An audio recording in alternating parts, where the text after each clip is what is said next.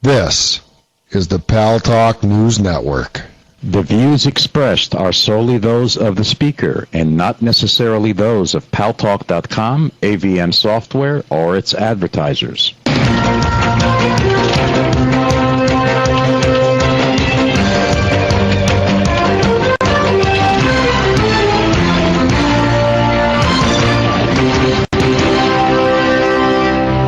News Talk is online. News Talk Online is a production of paltalk.com, the largest multimedia interactive program on the internet with more than 4 million unique users on demand on iTunes and on YouTube and on Blip TV and on my blog, GaryBaumgarten.com, where you're encouraged to post your comments, whether you agree with yours truly or not. No retribution.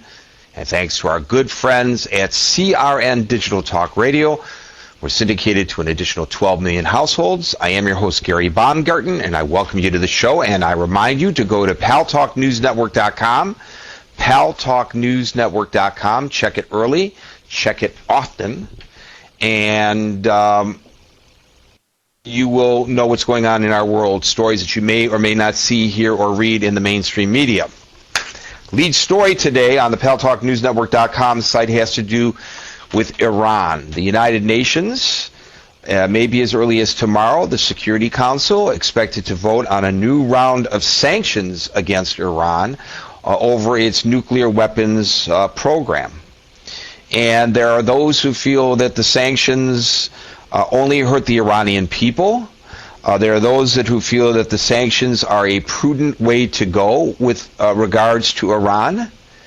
And there are those who think that the sanctions won't mean a diddly, and ultimately what will happen is that there will be a need to take military action with regard to Iran. And then I guess there's a fourth school of thought that Iran should be left alone. Just leave Iran alone. They have the right to develop nuclear weapons because, heck, other people have nuclear weapons. Of course, that flies in the face of the fact that there is a nuclear non-proliferation treaty. They're a signatory to it, and they're not allowed to do that. Today, the Defense Secretary of the United States, Robert Gates, is in London. And Gates believes that it's not actually in Iran's best interest for them to secure nuclear weapons.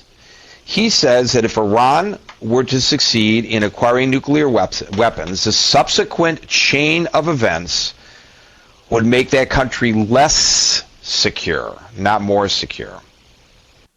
He was he made his comments during a news conference, a joint news conference with British Defense Secretary Liam Fox. And he said that he believes that the Security Council soon will pass a new resolution.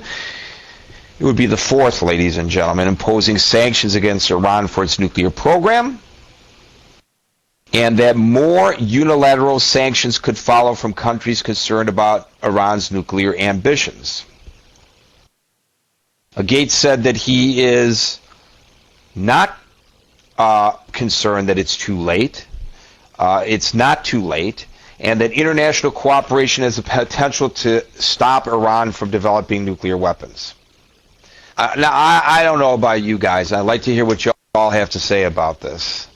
So please put your hand up so we can get your comments on it. But I don't know that international cooperation will do anything to stop Iran from developing nuclear weapons, because they play this three-card Monte game there in Iran, where you know, they say one thing and they do another, and they allow access to one facility while building another.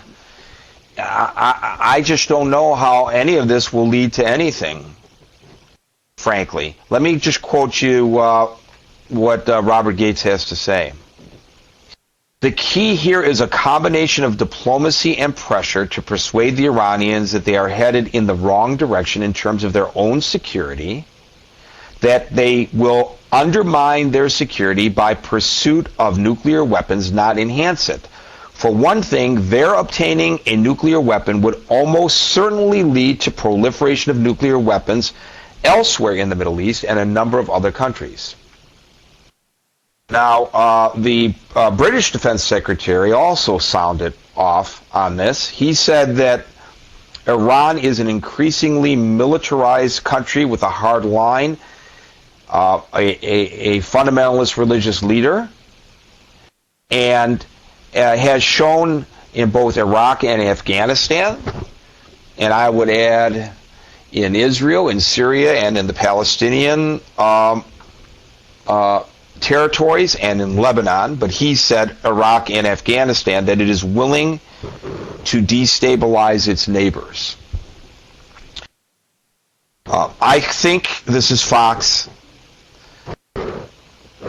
the overwhelming fear we have is that if Iran is to become a nuclear weapons state, it may well be the end of the nuclear non-proliferation treaty as we know it. And after all that sacrifice that both of our countries made getting us to the end of the Cold War, limiting nuclear proliferation, and having celebrated last year the 20th anniversary of the fall of the Berlin Wall, we surely want to do more than leave the next generation a legacy of a new nuclear arms race in the world's most unstable region.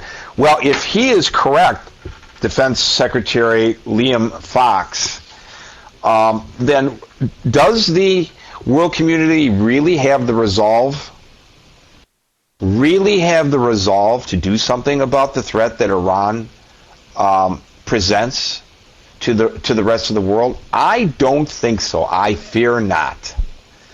I'm of course in favor of, and I've said this for a long time now. I was with then candidate Obama when he said it during his campaign, that you talk and you talk and you negotiate, and if necessary you sanction until you have no other choice. And you only use military force as a last resort. I believe in that. I believe you save that for a last resort. But please, if it, God forbid, gets to that point where all else has failed, is there the resolve by the world community, not by the state of Israel, not by the United States, not by the United Kingdom, but by the full world community, to stop this madness? Now, the Iranians would like to deflect attention from themselves and point toward Israel. I am not so much concerned about Israel. First of all, Israel already has nuclear weapons. They don't acknowledge it, but they obviously do. It's a fait accompli, and they've never used them. I'm not concerned about Israel. I am concerned about Iran. I am concerned about a theocracy in Iran, which advocates the elimination of the state of Israel, for example. I'm concerned about a theocracy in Iran that sends its surrogates out to destabilize